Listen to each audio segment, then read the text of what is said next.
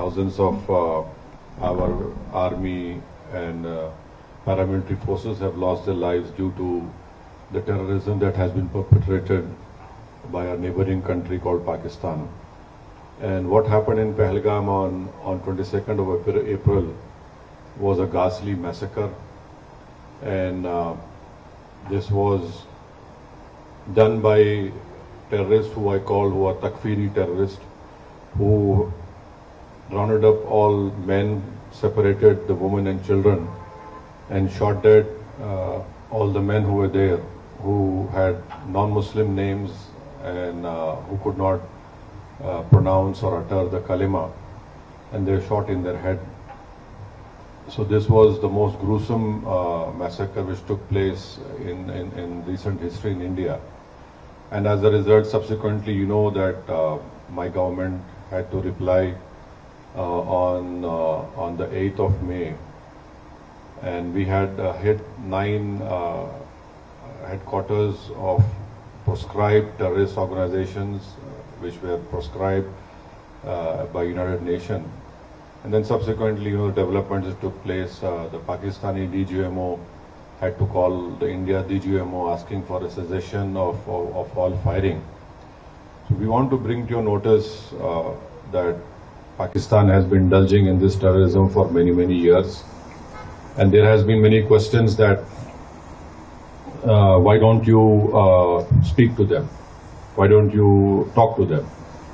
Now, in recent past, when in Mumbai the famous 26/11 terrorist incident happened, wherein trained terrorists from Pakistan landed up in the financial capital of our country and started massacring people in a railway station. Then they shifted to 5-star hotels, and then they started massacring people over there. So fortunately for us, because of the bravery of the Mumbai police, one terrorist was caught alive. His name was Ajmal Kasab. The Indian legal system followed all the due process of law, and Ajmal Kasab was sentenced to death. And Ajmal Kasab revealed many things. Our agencies were capable enough to record the audio conversations which a terrorist group sitting in Pakistan were having with terrorists who were killing Indians in 5-star hotels. And those conversations, they were clearly telling them, don't lose heart, kill as many Indians as you can and you'll go to Jannah. This was the conversations that were recorded. So after 26/11, my government headed by the then Prime Minister, Dr. Manmohan Singh, late Manmohan Singh, the Indian investigators went to Pakistan, gave them all the evidence, the DNA and everything. Even some American citizens were killed in this terrorist act. But you'll be surprised to know that nothing moved forward. Many times Indian investigators went to Pakistan, Lahore, Islamabad, but nothing moved forward. What made Pakistan move forward in this terrorist trial was when Pakistan was put in the FATF grey list, and one such meeting was held in Germany, and India wanted one Sajid Mir to be indicted. So the Pakistanis cleverly said he's dead. But the moment this important meeting was about to take place in Germany, Pakistan comes up to the committee of FATF and says, Sajid Mir is alive. So can you imagine a country which was saying he's dead, suddenly he is alive, and then the Pakistani government says that our courts have convicted him for some 5-10 years. But the main culprits of 26/11 are still scot-free. They were convicted for money laundering, not for terrorism. Pathankot happened after my Prime Minister went to Pakistan uninvited. And I want to put it on record, I was the one who criticized him for going over there. There were many opposition parties who criticized, why did my Prime Minister went uninvited from Afghanistan to Nawaz Sharif's place? But our air base was attacked, and we lost many personnel over there. The Prime Minister said, Pakistan wants proof, you send your own team. Can you imagine any country inviting a neighboring country's spy agency to come to Pathankot. They were invited. They had seen, they were given all the records, but nothing moved, nothing happened. So this talk of, oh, why don't you speak to Pakistan? Who do we speak to Pakistan? You know, we have been cooperated with them, but Pakistan had never been forthcoming. So Pakistan army, Pakistan deep state is hell-bent on destabilizing India. We don't run, as our head of delegation must have told you, India does not run any terrorist camps. India does not indulges in any terrorism in anywhere. And now Pakistan has the cheek to say all these things. So the best thing now which the Kingdom of Saudi Arabia, the Kuwait government and the Bahraini government, we have requested them when the delegation had met that they must ensure that Pakistan must be brought back in FATF grey list. That is where we will be able to control this terror financing of all these terrorist organizations. And do you know that when this person was made the field marshal in Pakistan, a US designated terrorist called Mohammad Ehsan was sitting right beside the field marshal. So this is complete. He is a US designated terrorist called Mohammad Ehsan. And there are photographs him shaking hands with this field marshal. So there is a clear-cut evidence of Pakistan's involvement. These terrorist groups are prospering over there. They are being trained over there. And their whole task is to destabilize India, to create more Hindu-Muslim riots in India. And the most unfortunate part is that Pakistan gives out a wrong message to the Arab world and to the Muslim world that we are a Muslim country and India is not a Muslim country.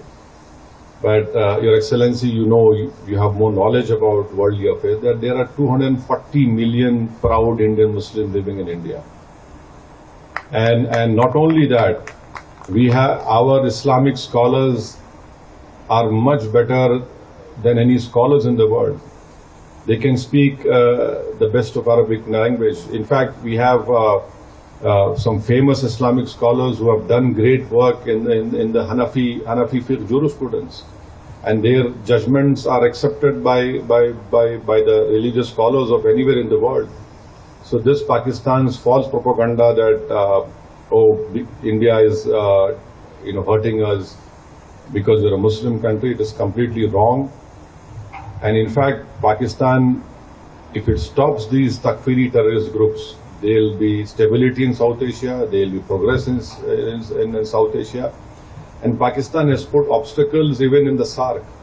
India wanted a bilateral railway agreement between all the SAARC countries. India wanted Bangladesh, India train, but Pakistan has always not allowed it. So we hope that our delegation, which is here on this purpose to request you to bring to your light what Pakistan has been doing in India, and this false propaganda of Pakistan that they have this great military prowess and nothing like that. What happened on the 9th? Their 9 air bases were targeted. If India had wanted, we could have completely damaged those air bases, but we wanted to show them a mirror and say that, look, we are warning you, don't do it. Don't force us to go on that path, wherein instead of creating a crater, we'll create graves for you. But 9 terrorist organizations' headquarters were targeted, and another shocking thing was this person who led the namaz-e-janaza of all those terrorists who were killed over there.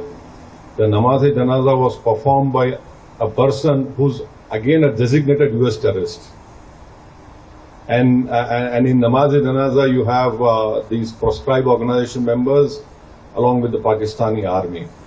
So this is a clear proof, and this TRF, which is a new name for LET, we had gone to the United Nations not once, 4 times, and told the United Nations Sanction Committee 1624 that This is a new name of this terrorist organization. We said this in December 23, we said this in now May 24, and unfortunately our fears had come true and we lost 26 young people. A girl who got married 6 days ago became a widow on 7th day. So these are all tragedies which we have been facing. So for us, this is not a matter of to do politics. Yes, when we go back, we'll be opposing BJP, we'll be opposing Nishikant Dubey tooth and nail. But here, this is a matter of security of our country, integrity of our country, and we would request the Kingdom of Saudi Arabia also that you have faced terrorist